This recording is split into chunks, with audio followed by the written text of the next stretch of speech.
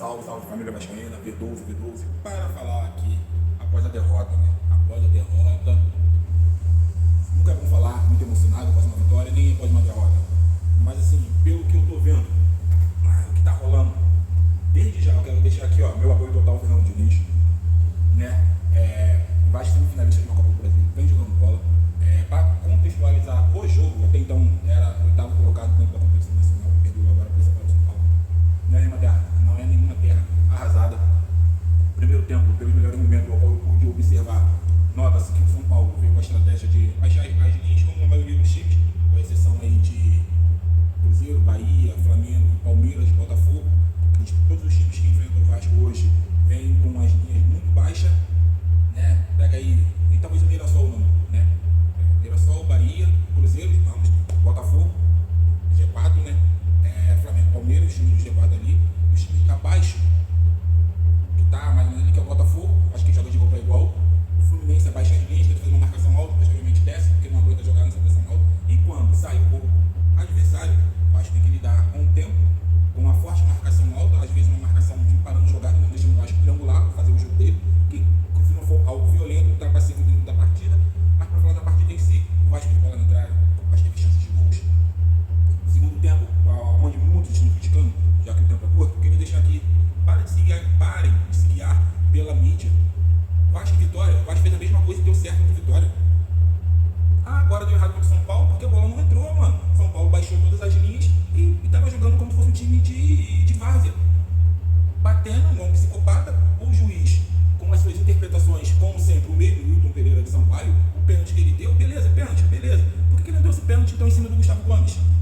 É o mesmo árbitro, cadê o critério do mesmo árbitro? Não é uma questão de interpretação de um árbitro para o outro. Como ele deixa de marcar um pênalti em cima do Gustavo Gomes, qual o Jorginho faz uma alavanca com as duas palmas das mãos abertas e o Gustavo Gomes, que está indo em direção à bola e tira o equilíbrio do atleta e cabeceia a bola, hoje ele marca esse pênalti.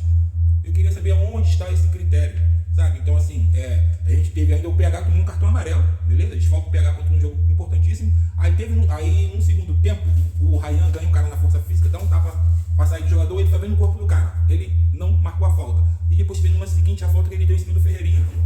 Então assim, não é que o árbitro confuso, não é. É que infelizmente eu acho que incomoda. Agora o que eu acho assim, a torcida, os torcedores tem que parar agora de querer criticar o Fernando Diniz. Hoje não encaixou o jogo que o Vasco colocou. Porque assim, um ponto crítico, o Vasco não conseguiu aprofundar o time. No fundo, já que o Vasco tinha Ryan, ele não abria para receber, ele deixava o corredor, o Vasco não conseguia ter essa ultrapassagem pelo corredor direito, nem muito menos pelo corredor esquerdo com o Piton. Tanto que depois ele tira o Piton, coloca o DVD e deixa o Andrés Gomes aqui, que tentou muito, mas errou muito hoje. Assim, não tem culpado, gente. É o campeonato do Vasco está se encontrando.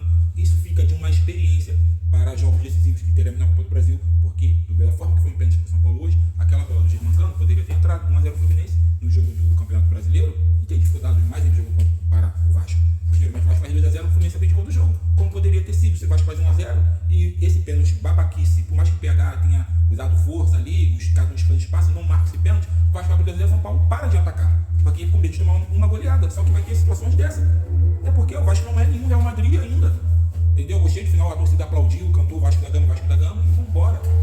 É entender, saber perder. Do outro lado tem um time experiente, tem jogadores de excelência, Arboleda, Alan Franco, o goleiro Rafael vem fazendo boas partidas, o Lucas Moura.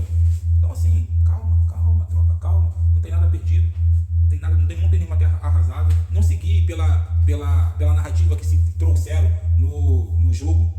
Porque bota essa derrota na conta do Fernando Diniz, como bota as vitórias que mais teve, com um jogador a menos jogando contra o Fortaleza e ganhando fora de casa. Como se teve na vitória contra o Cruzeiro, como se teve na vitória contra o próprio Vitória. Então, cara, vocês têm que parar de ser emotivos, se deixar guiar pelo que falam. Conseguiu ver o jogo? Viu que o Vasco produziu e o São Paulo colocou 9 jogadores atrás da linha da bola, da intermediária para trás? Não conseguiu atacar o espaço, como eu falei, 3 centroavantes, GB, Verrete e Ryan. Não conseguiu chegar no fundo. Como que cruza uma bola na área com 3 centroavantes? Então, já que não está fazendo, abre o Ryan, tenta fazer o pegar por dentro, pode ter errado no conceito do jogo. De uma vez que o São Paulo estava anulando, poderia tentar fazer dobradinhas, mas não pegar a bola daqui, da intermediária, e cruzar a bola para o zagueiro vir de frente e tirar todas as bolas. Não, tem que tentar chegar ao fundo.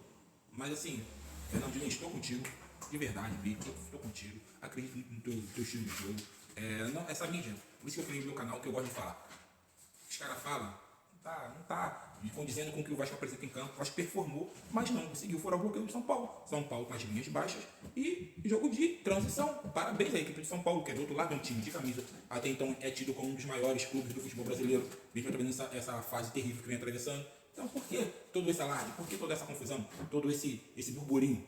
Vai deixar a mesma mídia falar? Aí não adianta ele dar vitória quando ele faz e dá certo, vir lá no que o Vasco, que isso. Quando perde vai vir sendo guiado como marionete. Faça-me um favor, né? Vamos amadurecer, torcida. Vamos amadurecer, tropa. Entendeu? Não é um jargão, vai pra quem acredita, coisa do tipo, não. É o que precisa assim entender. O pênalti, do meu ponto de vista, não foi pênalti, por mais que houve uma carga, foi suficiente o jogador forçou a barra. Como a mesma coisa que o outro jogador forçou a barra. Encostou a mão na barriga, teve a mão na barriga, mas teve um sulavanco puxando.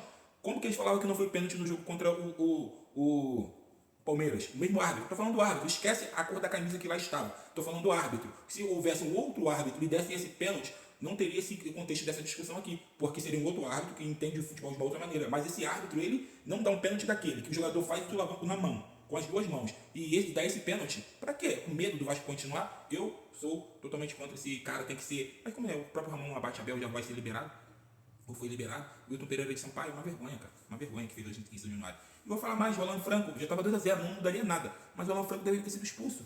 Porque no contra-ataque do Vasco, ele matou o contra-ataque do Vasco. Se ele dá um pênalti e um cartão amarelo pro PH, num pênalti daquele ali, vai dar pênalti pro PH, naquele lance, dá cartão amarelo, pra ele ficar de fora da outra partida, um clássico importantíssimo contra o Botafogo. Que piada, mano. Aí o cara que mata um contra-ataque, o São Paulo com as linhas todas baixas, tá lá, Vasco no contra-ataque rápido, ele mata o contra-ataque e nada é dado pro cara. Não ia mudar a partida, não ia, só tem que aplicar o que é a regra. Mano, é ruim. Ter uma derrota dessa é ruim. É virar chave, perdeu, seguir, se preparar para o confronto contra o Botafogo e olhar nos olhos deles e jogar de roupa igual, mesmo com as baixas de Nuno Moreira e o nosso jogador. Beleza, tropinha?